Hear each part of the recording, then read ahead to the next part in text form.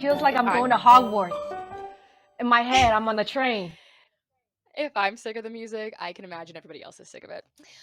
But anyways, welcome back, everyone. This is Caslin from Always Acting Up podcast and blog. Yes, that's right. We do have a blog, which we talk about the actors' lifestyles on how to look, feel, and perform better in front of the camera and in life.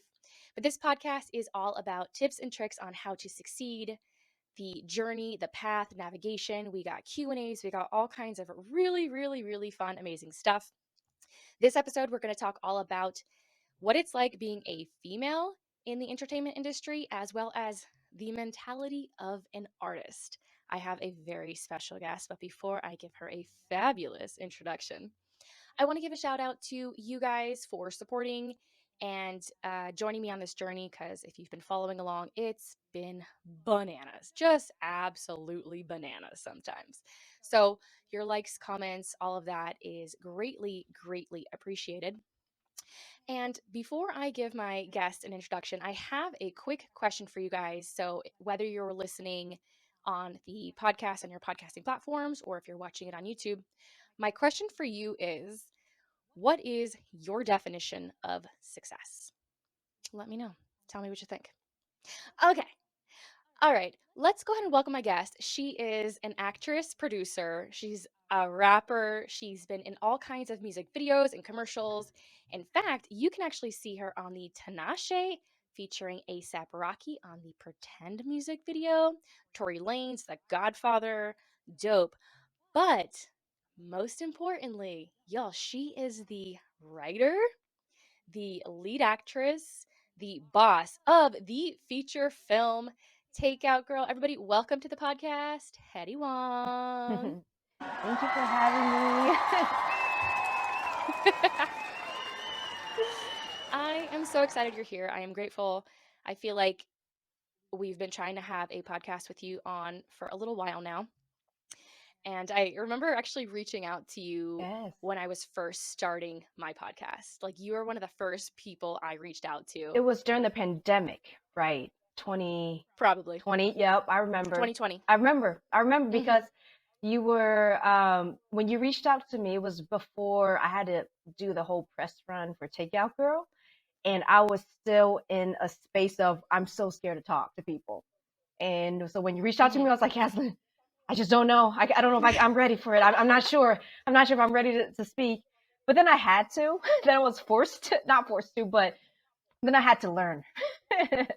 So, Yeah, you know what? I actually noticed you on the press run, and I was something that I like visually was like, oh yeah, I could see your journey from the beginning of like sort of the press tours to like where you are now, just your comfort level of speaking with other people, being on camera a little bit more. It kind of went almost full circle. So it really does. I mean, practice. I mean, being on yeah. camera and the opportunity that you gave yourself, which I cannot wait to talk about that, is awesome. Thank It's really cool. thank you. Yeah, I guess well, so you saw the improvement over time. I I did. I really did, because I remember at one point I was like, I have so many guests that I have had on my podcast, so many people I would like to have on my podcast, and I just wish I would have more space. But I remember thinking like, when I had asked you, you had said, I really don't feel like I'm much of an actress right now. And this is, I can't remember if you had completed Takeout Girl or if it was in the process. And I remember thinking to myself, you're a lead of a feature film right now. What in the world? However, I know that being an artist, we got all kinds of things going on with us. Yes. So your journey has been freaking awesome. Yes. Well, Freaking awesome. I the reason why I didn't feel like an actress was because I guess after Takeout Girl, I had a lot of time to reflect about, my journey in LA, and I realized that I didn't feel like an actress because my theatrical work was so limited, and Takeout Girl is pretty much the only thing I've done. And so when you're saying like, hey, I have a podcast where they interview actors, I didn't feel like a real actress. Takeout Hmm. Girl, it was like with that, I was more of a creator. It was just coming from, I was reaching to raw materials that I understand. And so I didn't feel like it was very, I mean, I had to act, but I was acting from a Mm-hmm. place of familiarity. So I Mm-hmm. it wasn't like me playing a nun or playing, an IT genius or anything. So You played someone yourself, character who you were very familiar with. yes, I am definitely going to be playing a clip. So if you guys are watching, make sure to tune in because we're going to be playing a quick clip of Takeout Girl. And if you're listening, tune into the audio. Let's see if I can do this. Let me set this up for us. I practiced, but we'll see. Ooh, there it is. Can you see it?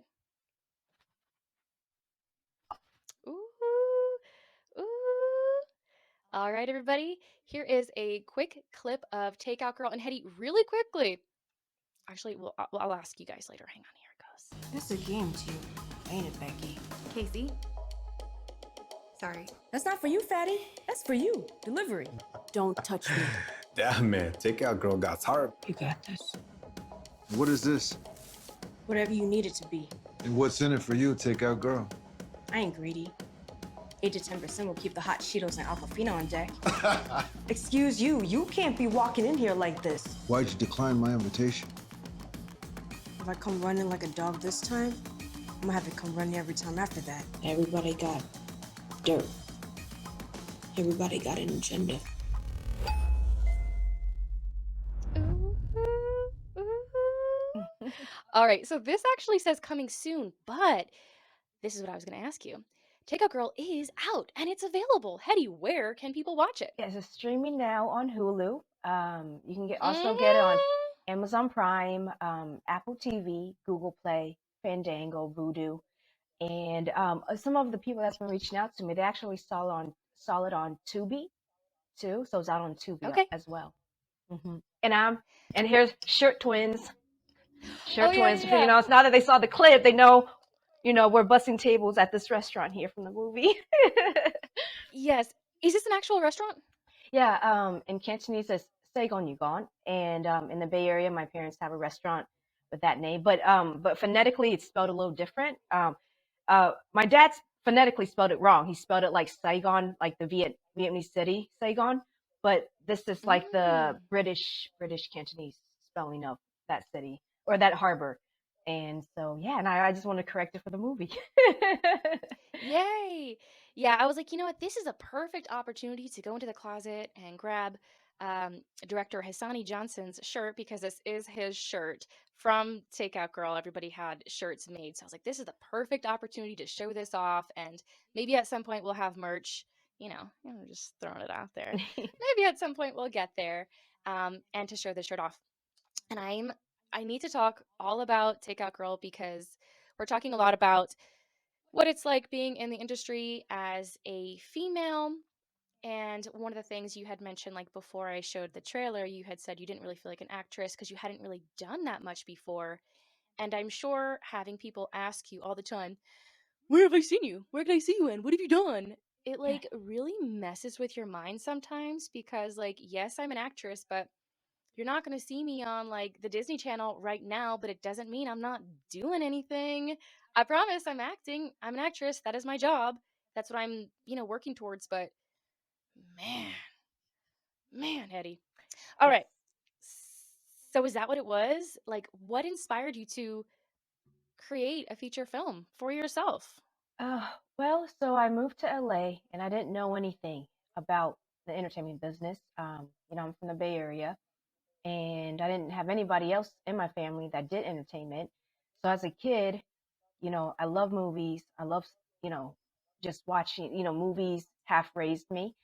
And I just thought like, oh, let me, if I like it, maybe just acting for me. So I moved to LA and I got my feet wet with music videos, commercials, lifestyle print, whatever I can get, right? Because Mm, when you're a working actress, you just try to get as many gigs as you can that fits. anything and everything. Right, right. And it was really great experience because even though it wasn't theatrical work, it just made you that experience you get, you're just comfortable on a set, in front of a big cast, big crew, um, and you just feel like, okay, I'm getting used to this environment, and that's kind of where I got my feet wet. I did book some commercials, and I did do some theatrical work, but it was more for skits. Like my friends at the time, they were Mm. starting to do skits for like Vine. Vine was really Yeah. big, um, and now they're like big time YouTube comedian people, you know. So it's really awesome to watch their journey. And but as I was getting my feet wet, I realized that my interest lies like not just in acting but in creating. And I think I got that inspiration from watching all the artists around me, primarily like musicians. Like for example, I would watch, actors. We would audition, go back home, and pray and hope that we get a call back. Whereas I watch Hmm. my musician friends and also my comedian friends. I see them. Yes, they are. They hope they can get certain jobs too. But meanwhile, they're working on their own creations. And for the comedians, it was their skits, their comedy material, their stand-up material. For the musicians, the recording artists, it was their music, singing, rapping. It could be producing beats. They're working on that themselves on their own projects and pushing their own work forward. And I saw them investing in themselves. As actors moving to LA, we're thinking like, okay, I auditioned. Hopefully, I can book it and make some money. And never did I think that it was, like watching them, I realized like, wow, like you actually have to invest in yourself first. If you really want to make a splash, because right now I'm really at the mercy of waiting on these casting directors to call me back, and it didn't really sit well with me. That's like the complete opposite story of myself. I got started when I was 17. I didn't know a single thing. I didn't know about getting headshots. I went through Yellow Pages to get my first headshots. Like, the internet hadn't exploded, like things I didn't have a camera, like I barely had a cell phone, like things were so different. And I feel like I actually wasted almost a decade of my life and career waiting to get an audition or waiting to do anything that would actually be an investment. And with it being said, like you talked about investing in yourself and your career, I think you have to think of it like, well, if I'm going to college, I'm going to spend X amount of money. Couldn't I create a feature film for myself and be the lead in it and the character that I want to be with that same 10,000 or plus? Because school is expensive these days and you can invest that money somewhere else. And I just didn't have that mindset. But that's why I think it's so cool that you did that, because you took that whole I'm not getting the opportunities, or you saw other artists and you're like, that's what they're doing. Why aren't I doing that? And you went out and wrote a feature film. And how long was that process for you of writing a feature film? Um, Did you write it by yourself? yeah, the first draft it was by myself, and I didn't know how to write Hmm. a script. I mean, I have screenwriting friends, and actually, Keenan, who's a screenwriter himself, he gave me his key code for Final Draft.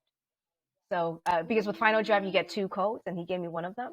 So shout out to Keenan. I always shout him out. Hey, And Keenan. uh, and and with that, I had a very legit screenwriting program. I just didn't know like the format of just writing out the scenes and how do people introduce characters. So I thank God for the University of YouTube. I figured that one out. Right. But even then, my first script it was just for me, just as an artist, as a creator, I just wanted to get all my ideas on it, you know?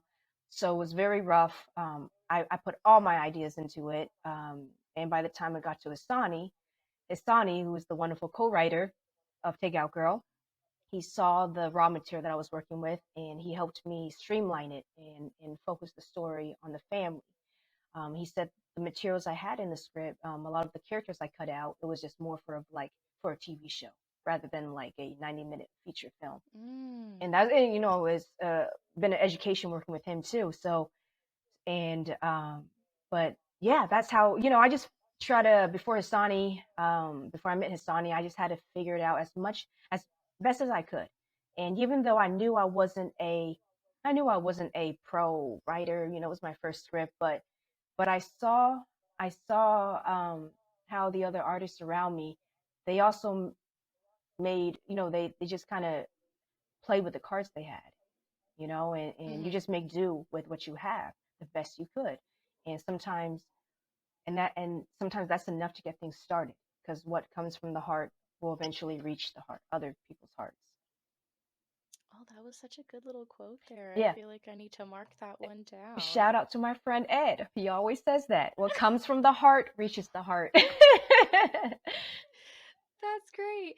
Well, how did you go about, like, now that you have a feature film and you know you want to get it done and complete, how do you go about finding your team in a business that there's so many people, there's so many scams, there's so many like crazy things. You don't know who to trust. You want to find the best person possible. How do you go about finding your team? That's a hard one. I think Mhm. I think in the entertainment business, it's such a wild, wild west, because you don't know, there's no background check to enter the entertainment business, Right? right? So Why not? So you, even on, just doing background work, like I tell other girls doing background, they'll be so, they might be newcomers to LA, and they're trying to be friendly because maybe they were told, like me, I was told when I first moved to LA, like, oh, you got to network with everybody that, you don't know who you might meet, and da da da da. So I see some younger folks, or, you know, girls in the background holding, they'll be so friendly, and sometimes I have to remind them, like, just be a little careful, because these people in back, just for example, background, they just got, yeah, we all got chosen for it, but you don't really know what their back, there's Anybody no, could do it. anybody can do. You don't know if they're crazy or da da da. And I've actually had this fellow friend of mine, actress of mine, she was defending her friend on set who was being harassed by another background person, because that person wasn't all the way there. And so it happens. And so me doing, at first, the reason why I also wrote my script was, at the time there was a producer I met, and he was an older gentleman, and he was really interested in the idea. He loved the concept. So he kind of, he was like, oh yeah, yeah, let me see when you're done. I'm like, okay.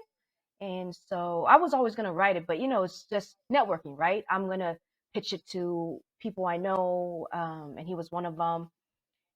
But it didn't work out well. And sometimes, especially as a woman in this industry, you just have to be careful, because I think when men in this industry, when they network with other men, it's for the most part business.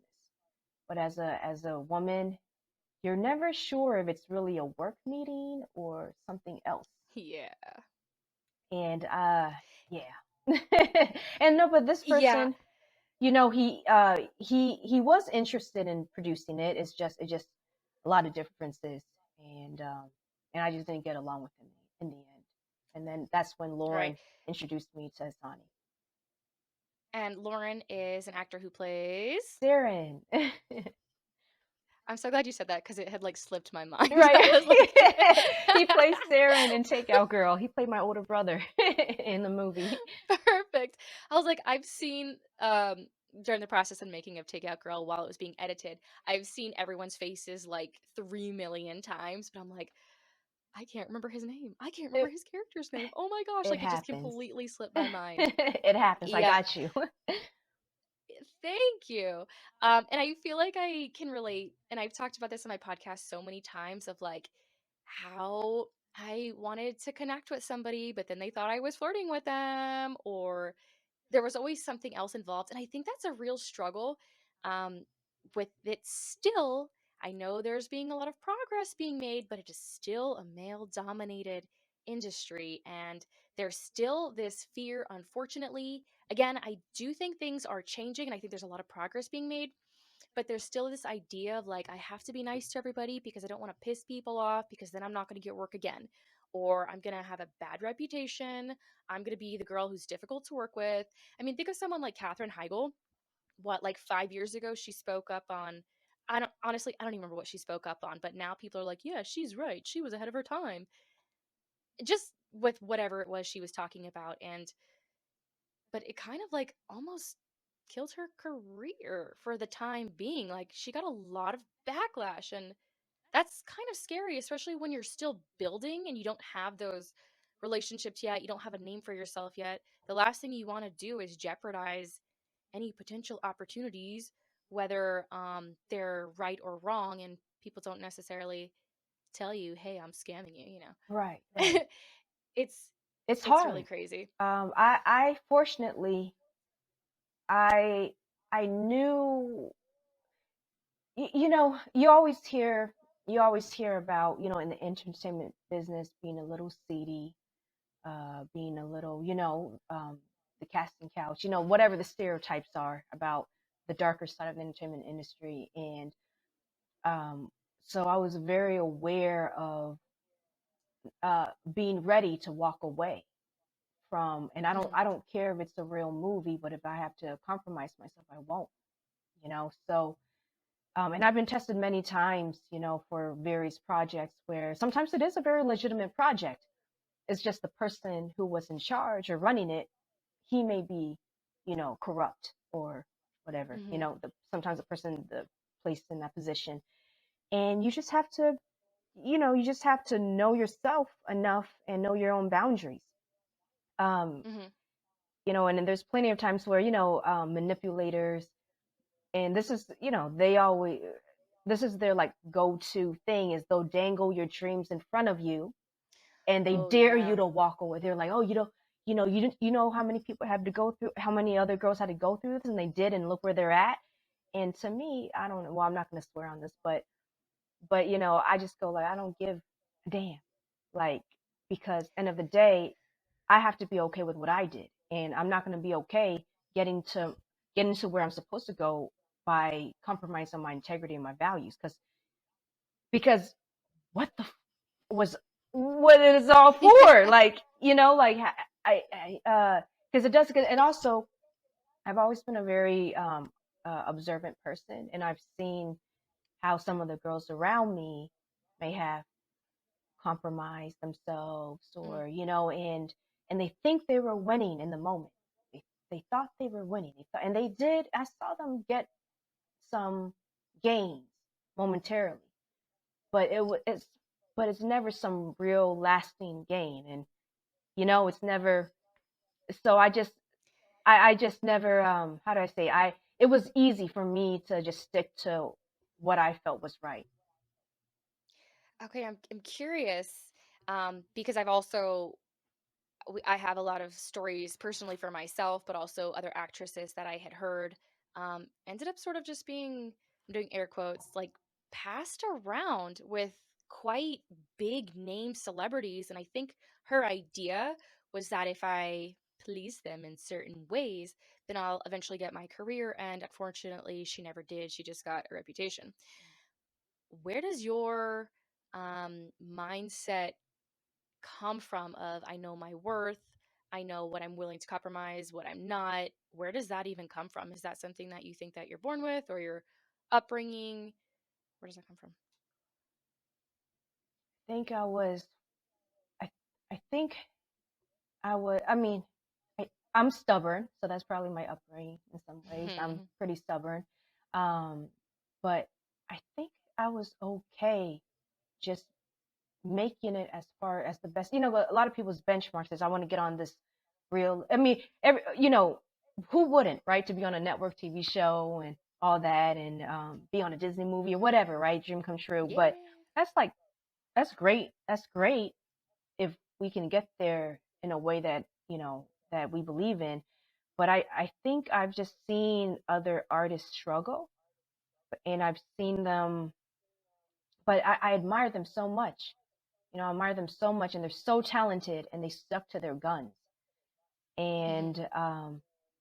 And it just gave me courage. It's artistic integrity, right? Um, Hmm. and I just watching them stick to their guns made me realize that my success, although to outsiders they'll judge me by my resume, by my IMDb, but I know now, being a few years in, that this whole artist game is a lot more complex and intricate and very tricky. Hmm. So I think that just kind of gave me the courage to keep pushing in my own way, and then but pushing independently. too. I think Yeah. the independent spirit, that entrepreneur spirit. Because my family, I come from a family of entrepreneurs. So when I saw how the other independent artists were pushing their own work, it kind of was an easy translation for me. I think so. I mean, I talk to Hisani all the time, and I say like, there's a lot of people I respect for the most part, but I think you're on another level of respect for me because Oh, you took everything in your own hands. You literally wrote a project for yourself and you went out and you actually did it. Like you accomplished it. You have a feature film that is done and complete and it's successful and you guys killed it. And it's so challenging because I can't even tell you how many stories I've written and I get stuck or I start going off in a tangent and then I just let me work on something else. I just cannot get it done and maybe at some point I can, but the entrepreneur I'm not even going to try and say that cuz I think it's not happening for me. Entrepreneurial mindset I think definitely came from your family and to have that because I don't think that's I don't know like that never even occurred to me until I got to a certain place in my life. Like and I met certain people. So I think you seeing it growing up and being able to translate it into your own career, like that's amazing. I think it's like, yay. thank you, It's thank you. so great. Yeah, with production, I think running a restaurant, there's a lot of departments to it. Especially in a Chinese Hmm. restaurant where you have in the kitchen, there's the particular department where they make dim sum. Then you have like the people in the back that make the entrees and when I see production, I just see it as a whole bunch of departments coming together to make things work. And so, and also I've worked in the crew side. I was a PA too. Amongst my Mm, many gigs in LA, I was a PA. So I had a respect for I have a respect for what it was, and and whether it's for a bigger company or a smaller company, I think if the project's great, why not? Why not? So hmm. and like I said, I got a lot of my inspiration from independent artists, independent productions, and seeing those independent productions becoming bigger or carrying them to the next chapter. Yeah, it's like artists inspiring other artists. And I kind of want to get into because I know we had talked about sort of the artist mentality. Did you have, I'm sure you did. Did you have any fears of being your own boss and being the lead of a feature film? Yeah, I have fears to this Because day. you did it. You did it and you did such a good job. Oh, What was that like for you? um, not letting your fears paralyze you, and that we Mm, could I still, like I said, I still have a lot of fears today. And as you get older, you just kind of learn to work through them. They don't ever really disappear. Um, when I was making Takeout mm, Girl, I had a lot of insecurities. I wasn't in the best place in my life in general, mentally. Um, but I just, you just, with the focus that you have at that time, you just try your best, and it's great to mhm. have great team members around you because they can give you that support. And sometimes all you need is a little guidance and direction and advice from your fellow team members, and you're like, okay, okay, I got this. And seeing them work hard makes you want to work hard just as hard, you know? Right. And I have a question because I was curious and I found that for myself in my podcast. Now that you have sort of, you have an entire feature film and you've learned so much, has this changed your confidence, your motivation? What is like the big outcome besides having like a project? What else have you learned from this whole process? A lot. Um, I it definitely opened doors for me. I am so grateful to have this project under my belt because now I can tell people what I've been working on for so many years, and to say, Mm, because I have a lot of friends and they'll be like, I remember when you was just writing that outline. Lauren remembers when I was just when I was going like, hey, I want you to play my big brother. Can you? look at this outline for me. Tell me, what kind of dialogue you think you might say in this situation. I just wanted to use him as inspiration too. And Mhm. I bet most of them was like, oh, that's nice, but they probably didn't think much would come of it, right? And then 5 years Yeah. later, 6 years later, it's like, oh, it's on Hulu now, and they're like, whoa, whoa. And even for me, I didn't even know where it would end up. I just had my North Star, Mhm. which is my work, and I just kept, as long as I keep seeing leads, I will keep following them, and that's all you can really do.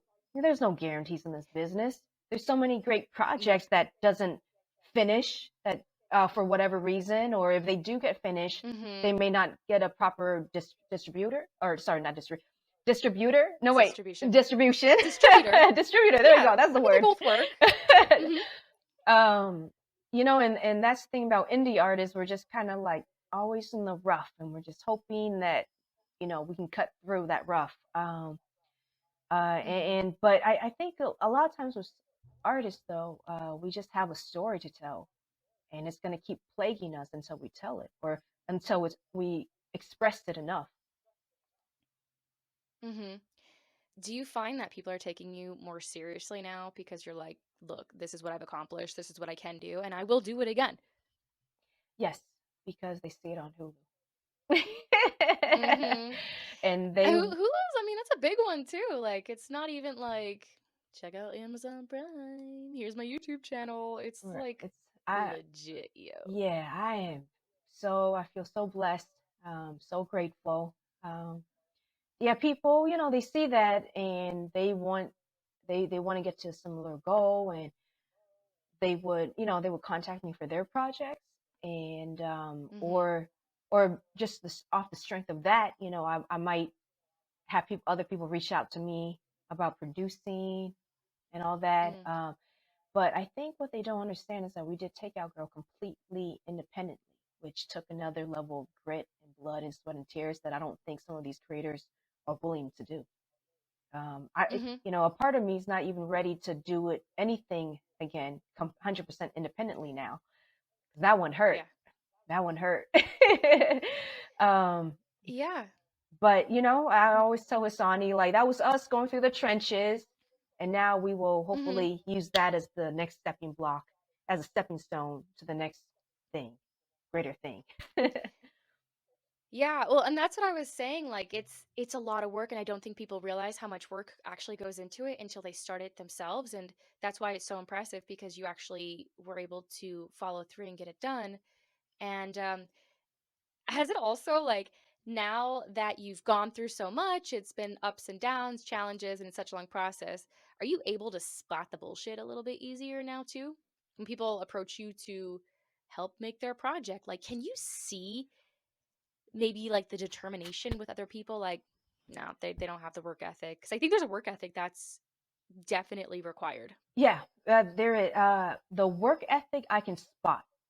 The work ethic I can spot. And with a particular friend of mine, he came to me with this TV show idea, and I could see his work ethic definitely there. He's done what he could with the knowledge, the limited knowledge that he had, and I saw it. I saw what he was doing, and I decided to jump on as a writer to help him streamline Hmm. everything, streamline the story.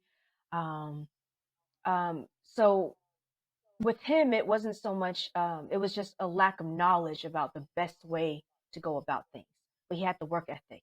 With some people, they will come to me and be like, "Hey, there's this guy that's telling me that I have to pay him to get my ideas pitched. Is that how it works and all that?" And Hmm. I wouldn't.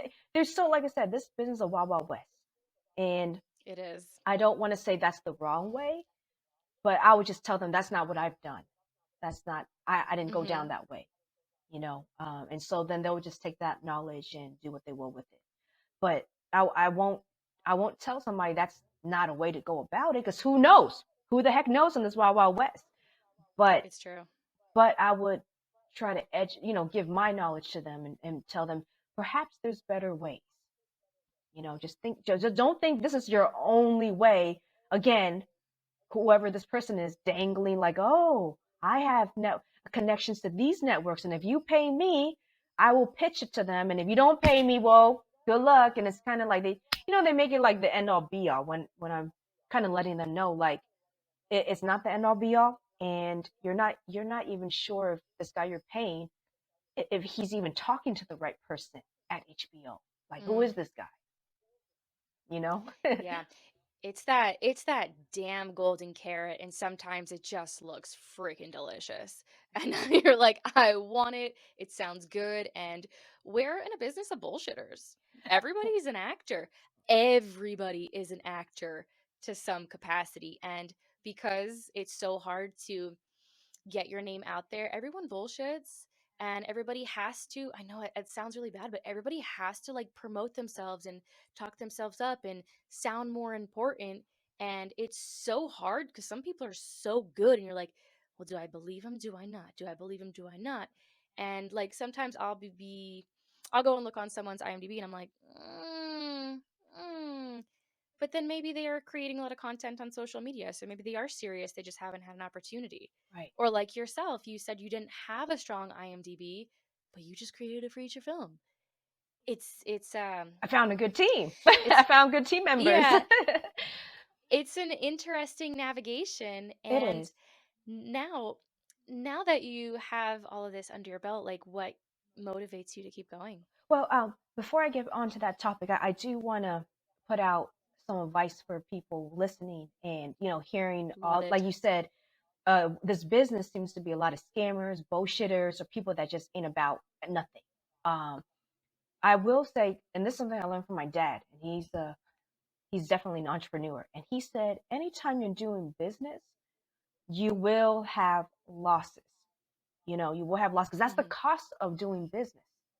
So, so speaking from an acting point of view, I know some people, some actors, they'll pay for workshops, casting workshops to get to audition in front of an agent, or they'll pay for whatever service it seems so they can possibly get seen.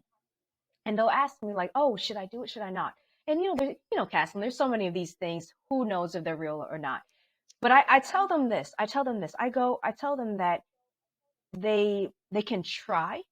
They can try it.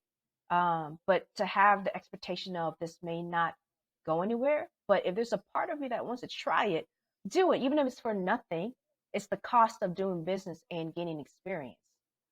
Because I think a lot Hmm. of people in this world right now, they don't want to lose nothing. They don't want to, Yeah. spend nothing. They don't want to lose nothing unless they're gaining something. But I know for a Hmm. lot of entrepreneurs, is the path to success was really paved by a lot of losses. You know, Yeah. and so and some people that I felt this way sometimes. When I was a new actress, I would pay for something a little, just whatever I could afford, and it's like a workshop to audition in front of this agent, and I'll do it, and I'll be like, was that even worth it?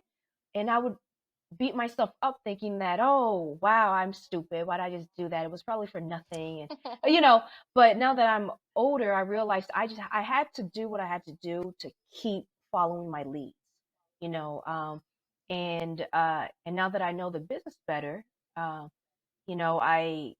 I just eh, so many paths to different, to your destination.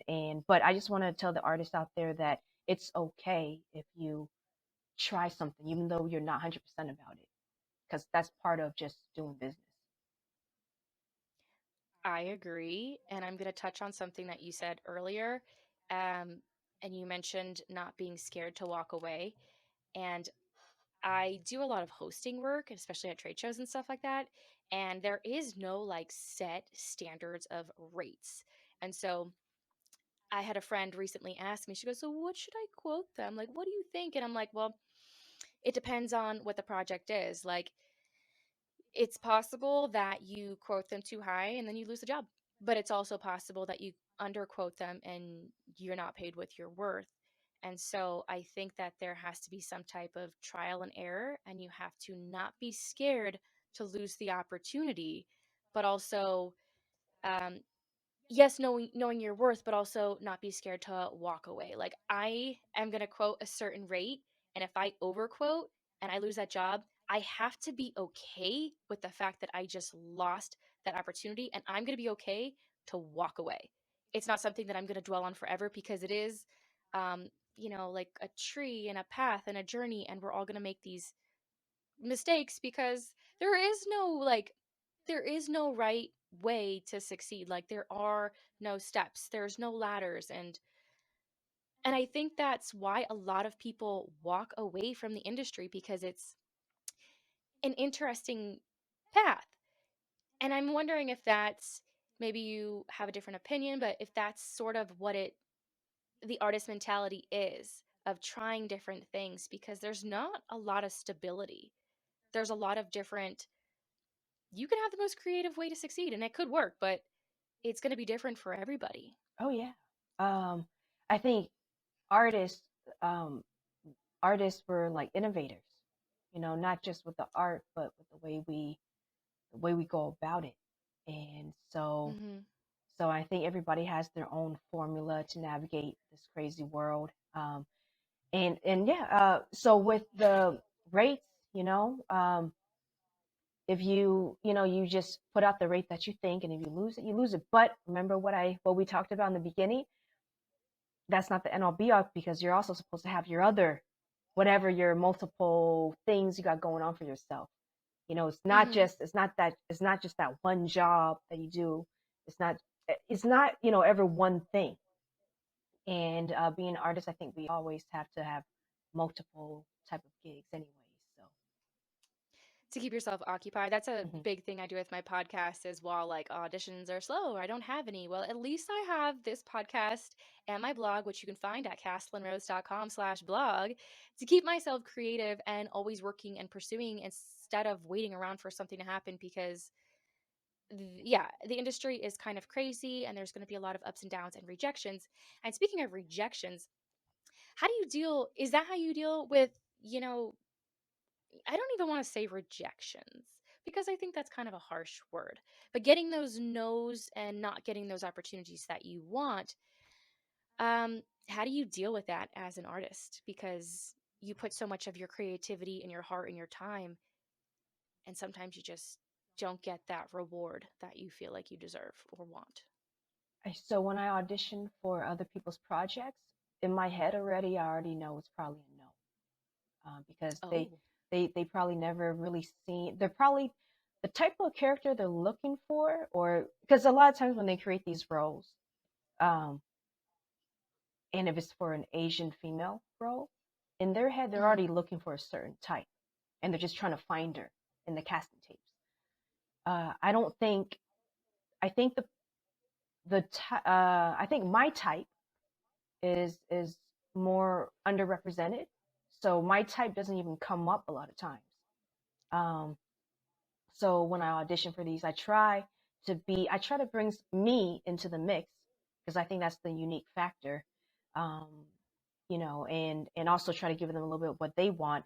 But part of me already kind of know that I'm not who they want, which is fine, because that's why I always push my own work as well. And that's what Takeout Girl Hmm. was. Yeah, and I actually forgot to like talk about it. Hetty's also a rapper, and I was watching your music video. You'll have to tell me the name of it because I forgot. But your music video is really, really good. Where Oh, could we watch that? I'll put a link in the comment sections. But if someone wants to, if you're listening, how could people go and watch that? it's on YouTube. If you just Google, so my artist name is Juliet Must Die, is the same as my IG, and the track is called Who Do You Trust? And yeah, Juliet Must Die comes from, it's all one word, Juliet Must Die. It's just a play off of the movie with Jet Li and Aaliyah, Romeo Must Die. And the whole music thing, like your podcast and your blog, it's my version of my podcast. I like music because it's an outlet for me, and it's a way for me to keep sharp, keep artistically sharp. Mm. And I mhm. was wondering about that. Yeah, and I've always loved writing. I think as a kid, I've always like wrote little stories. So when I reflect on my life, I was always more of a writer than any. I was always a writer first, and then anything else just kind of sprung from that. So music was just a expansion of the writing, and being able to perform what I wrote. Yeah, I have two questions coming up, circling in my mind. First question is, one of the struggles I'm having with my podcast and everything else that I'm doing is sometimes I'm feeling a little spread thin and I can't really focus on say just my acting career. Or if I'm just doing blogs and podcasts right now, then an audition comes up and I know you're supposed to be like on top of your audition game all the time and it shouldn't be that big of a deal. But like when it's like 15 pages, that's going to take some time. And it's, I don't want to say distracting because that's a terrible word, but it takes time. How do you balance both your rapping and an acting career? Then I haven't done a great job in balancing. I don't put out a lot of music. I want to, and Hmm. sometimes I wonder, like, are you even a musician if you don't even create music all the time and all that? Um, you know, uh, I, I struggle to find a balance. I just tackle whatever seems like first priority first, which is auditions, because they Mm, usually have a deadline and you have to memorize 10 pages in 2 days. So you're yeah. like, oh, let me just get this out the way. And then you spend another few days like resting after all that debacle. um, I would say for me right now, I'm telling myself to take advantage of the time I have. Just I think because I was kind of new to the whole audition pilot season and just being sent a lot of auditions, and it would just kind of threw me in a loop. All I did was just memorize, submit. Here's another one. Oh, okay, let me memorize, get my readers lined up, submit. Shoot the self Yeah. tape, submit. It's always a big thing. Now that I'm like 2, 3 years in, I'm more used to the flow, and now I kind of want Hmm. to get more back into music. I'll find, music for me. I don't think I'll ever, have commercial success from it. It's just something that I do, like I You said, to never stay know. to stay sharp. And so for anybody that's interested in to see what I've been doing, they can look it up and be like, oh, okay, that's what she about. And I'm like, yeah, there you go. Hmm. um, and I think sometimes I was talking to my friend the other day. I'm like, man, like, because one of my friends was like, man, that's so great. Like, you're so creative, and I admire you for sticking to your dreams and the pursuit of, all this. And I was feeling down at the moment, but I'm just like, I was telling my friend, I was like, sometimes I feel like, is this a blessing or is it a curse to be creative? Because when you're, yeah, because this is not an Hmm. easy path. So Hmm. what the hell are we, it's like, what are we doing this for? Oh, it's because I'm cursed and I can't stop. Yeah. I can't stop because I can't imagine, but it's not an easy life. I mean, do I feel blessed to keep doing it? Yes, but it's not Yeah. easy. It's not easy at all. And I sometimes I daydream about, like, why can't I just be less creative? Why can't I just be happy crunching numbers and being an accountant? Damn it, you know. Hmm. um, I I actually had a really similar situation. I just went up to Seattle.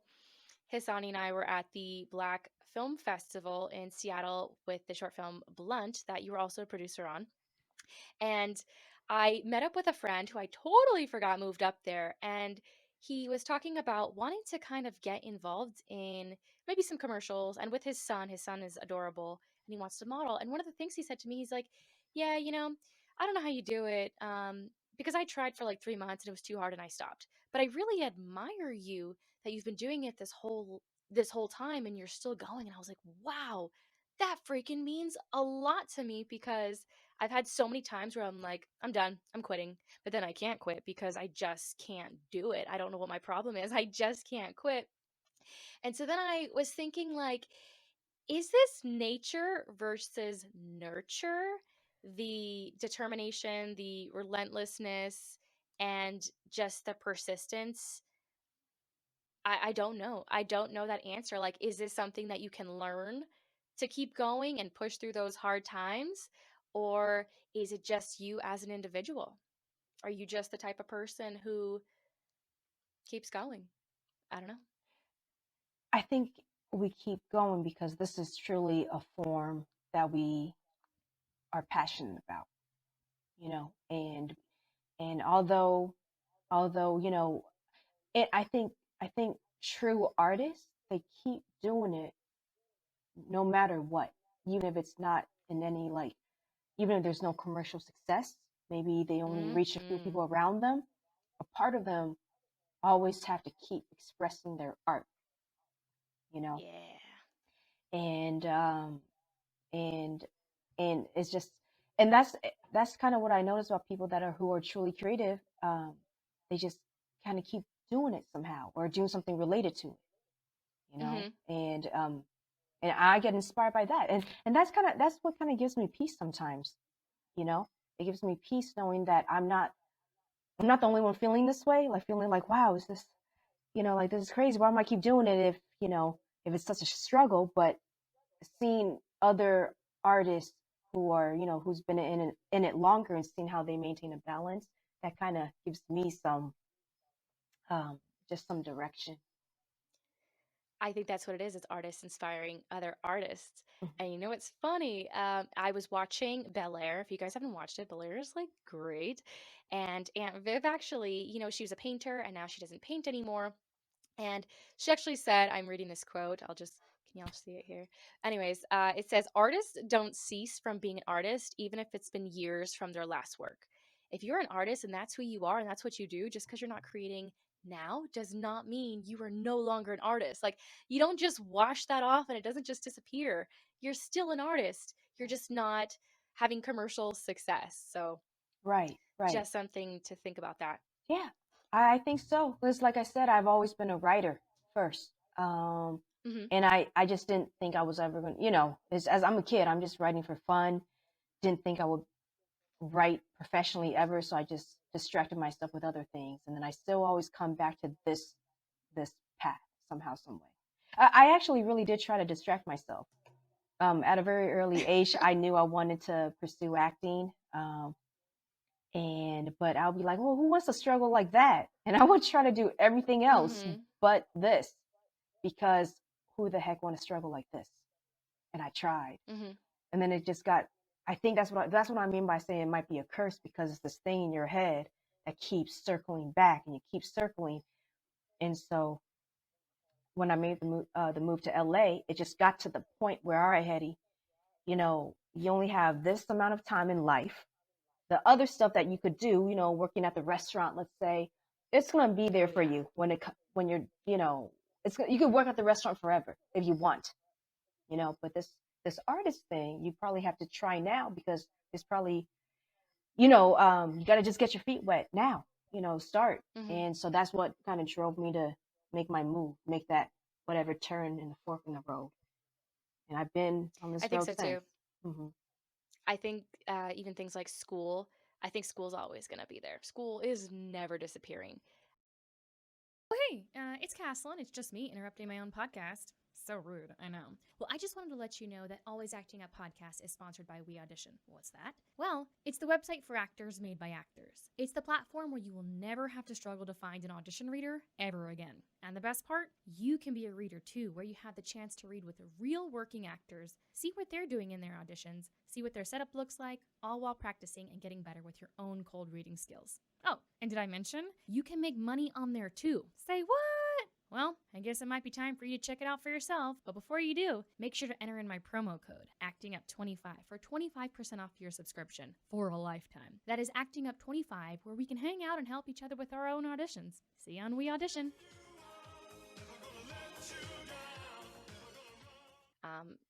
And I also like to think, like, when I'm 90 years old and I look back on my life, like, am I going to regret not trying? What am I going to regret not doing? And speaking of success, what is your definition of success? And do you feel successful? I've been feeling more successful lately, and it has nothing to do with commercial success. It After Takeout Girl, like I said, my friend approached me with this TV concept, and I saw the work ethic. I saw all the, he's even procured a bus, because this is about high schoolers, and they're always on the bus, taking the Mm, bus. He even got a bus. He knew he networked with somebody who owns like he buses. bought a No, bus? he met somebody who owns several buses. Okay. Okay. Yeah, it's pretty amazing. And then when I hopped on board, I hopped on episode 2 with him, and I started to help him shape the story. Of course, my input is in it. And I was really happy working on that with him, even though it wasn't a project created by me. I you know, I it kind of comes down to like when I think of the team. We're all a dream doesn't happen just by yourself. It takes a community and a Mm-hmm. dream. A dream. We're all kind of responsible for making each other's dreams come true. And Ooh. and helping him with his TV show, it made me feel really good. It made me feel really good because it made me feel like everything I've done. I sometimes artists we think about our own projects. What am I going to do next? Da, da, da, da. But Yeah. helping him, it made me feel good and successful. And hopefully we can get a green light. Yeah. I mean, I really think like anything is possible. And you know what's really funny? Because I think we move so fast, like in life and society, that sometimes like we did it and now move on to the next. We did it, move on to the next. But social media, one of the best things about it is I've actually like gone through my own Instagram at caslinrose.com. Oh no, no, no, at caslinrose. And I'm just trying to plug myself at all times Keep possible because plugging. We that's what have we to. do, right? Hmm. We have to. And I go back and sometimes I'm like, oh yeah, I did that. Oh yeah, I did do that job. Oh yeah, I toured here, I danced there, I accomplished this, I have this and that. And sometimes I feel like an absolute loser. And it doesn't help all the people in your ear doing this, and this. But when I go back to reflect on all the things I've accomplished, I'm like, holy moly, like I've done so much and I should be really proud of myself. And I think as artists, we're really, really hard on ourselves. And we do have a lot of naysayers and all those people in your ears all the time. But I think I just really think we inspire one another, and there's a lot to be proud of and a lot to I mean, so much more to do, so much more to create, which is always exciting and motivating to continue to keep on going. Yes. I think one of our artist fears, or something that kind of probably haunts us, is like our what our next thing should be, or like, Mm, oh, it's always some benchmark that seems to be getting further and further away sometimes, or it just seems really high. And like I said, just keep following the leads, but also know that your life is not validated by what people will consider successful in the art world. You know, uh, and that's why I say, just living a good life, being good to people, helping other people's dreams. That makes me feel more fulfilled than like, oh, I booked this. It's great. I want to book jobs, but I'm not going to let booking jobs define my success in life. hmm And I think in artists, it's such a hard path that we keep thinking that once I get that big job, once I get that big booking, my life will be so much better. But really, Yeah. we have to make our lives better now with the people that we have in our lives right now. Because I've seen, I've dated a workaholic, and his needle of whatever life he wants is always ahead of him, and you know, he doesn't work on Mm-hmm. himself because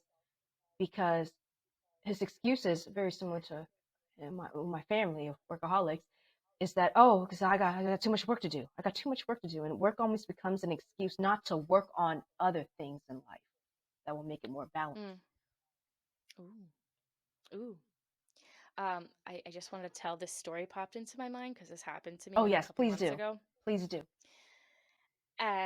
This is touching upon having to be okay with yourself and finding success in all those moments that are a success and really capitalizing and focusing on it and not listening to other people. Because I was at a dinner and it was with family, and this other family friend was along.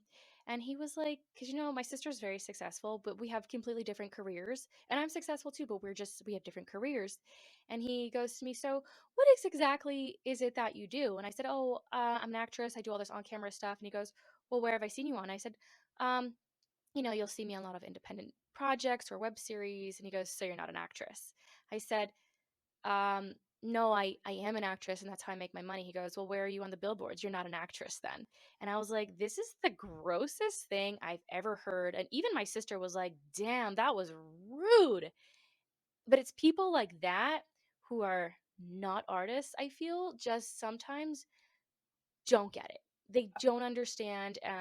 But also his lack of support and honestly, just his rudeness was really gross to me. Yeah, Anyways, his perspective about what acting or a real actress is very, very limited because just from the questions he said, like, have I seen you in anything?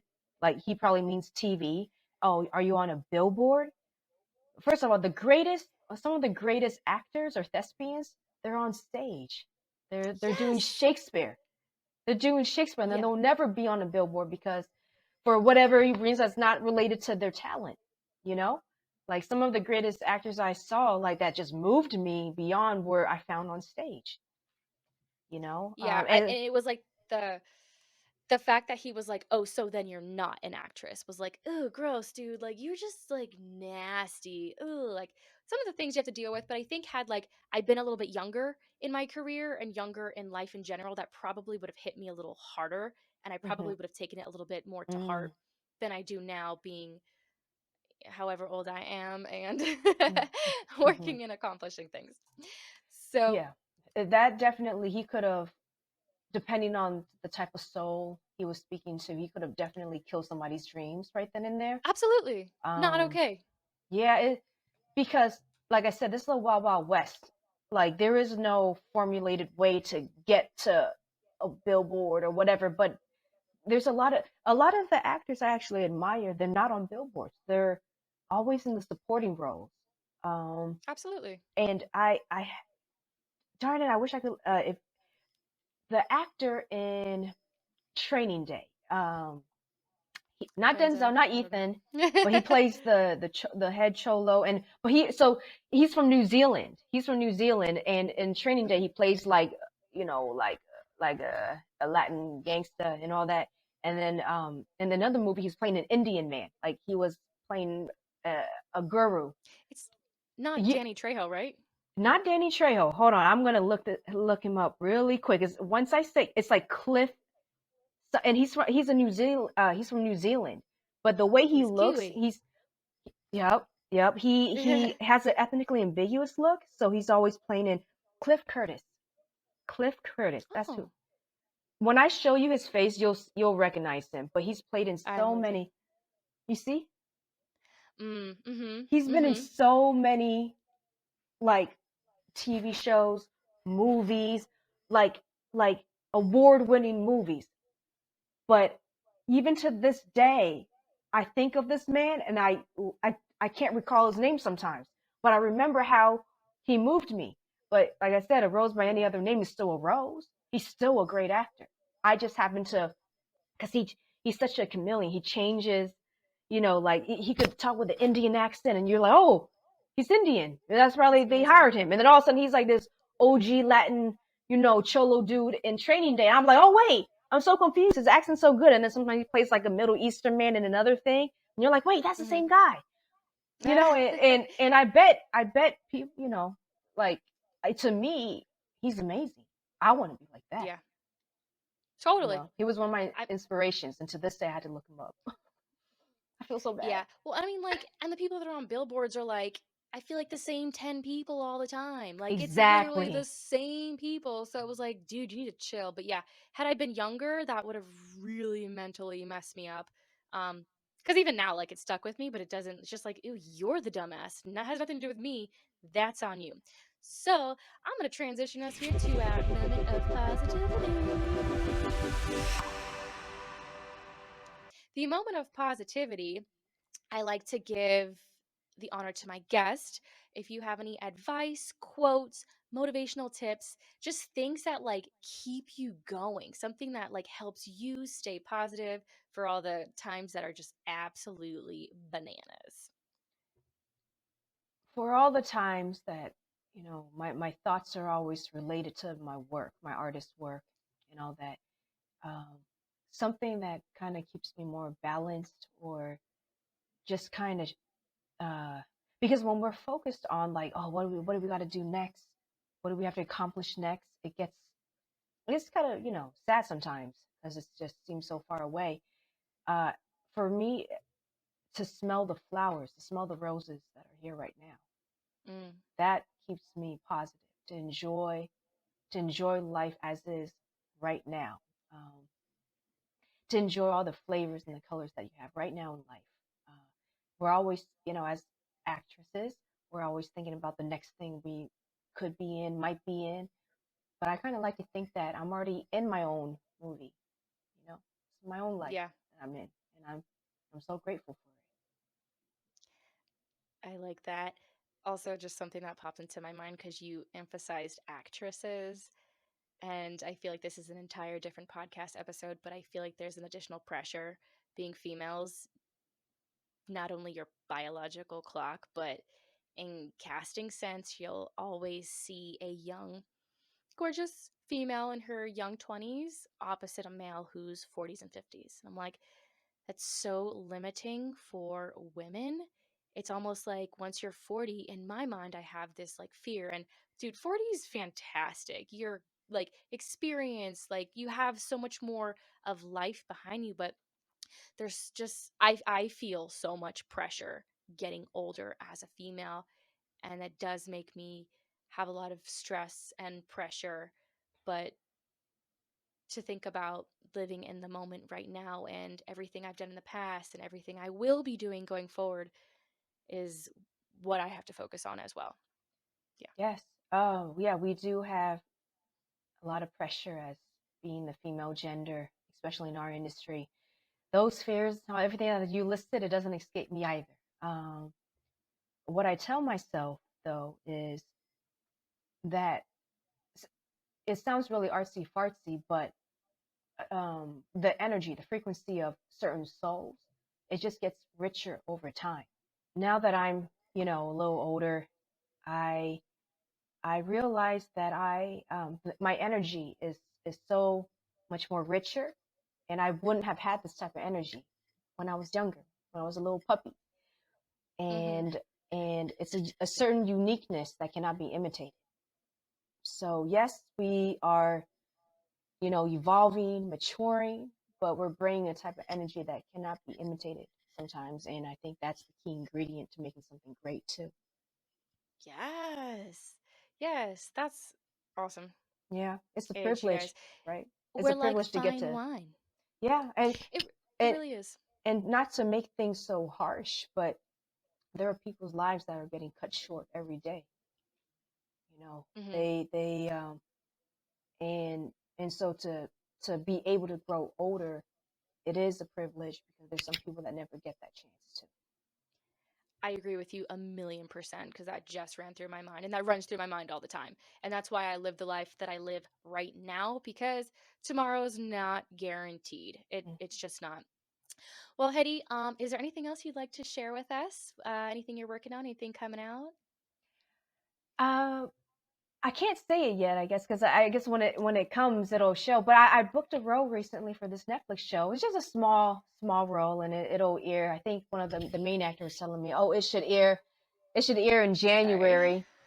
So I just have a little small guest co-star for one episode. Yay! That's amazing. Congratulations. I mean, it's those Thank you. small, like little things that eventually over time, like they build up and they become huge things, but also like it seems really small, but like you've been working for it for so long. Like it's a huge win. It's an accomplishment. And I think, yeah, it's something to be proud of. And you said January is going to come out? Yeah, they just say, he was saying, Dang. yeah, because he was saying that Netflix had this, like, I don't know who, it's hearsay at this point. It's hearsay, but the young actor I was talking to was one of the leads. He was saying that Netflix from the studies or algorithms, they think that people don't really watch TV shows over the holidays. They watch mainly movies, so that's why they're going to drop their series in January instead of during the holidays or earlier. I don't know. Okay. I Who was like, knows? dang, like we're in May right now. Yeah. January sounds like a really long Yeah, but time, but who knows? I guess. Maybe the show will air sooner. Plans change all the time. But at that time, it was saying it'll air in January. Alrighty. Well, congratulations on that. And I want to thank you for sharing your information, your knowledge, your insight. Takeout Girl is amazing and it is available on Yep. It's You available too. on Hulu as well as Amazon Prime and all of the other places listed below. Hedy is the lead writer, producer, and actress of Takeout Girl feature film.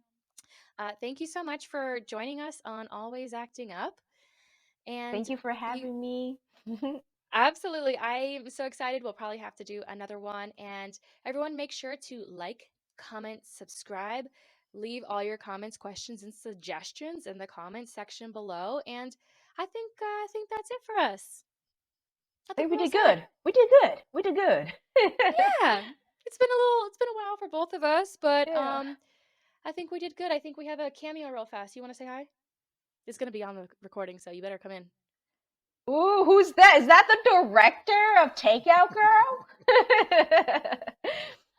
It sure is. That is Hassani Johnson, everyone.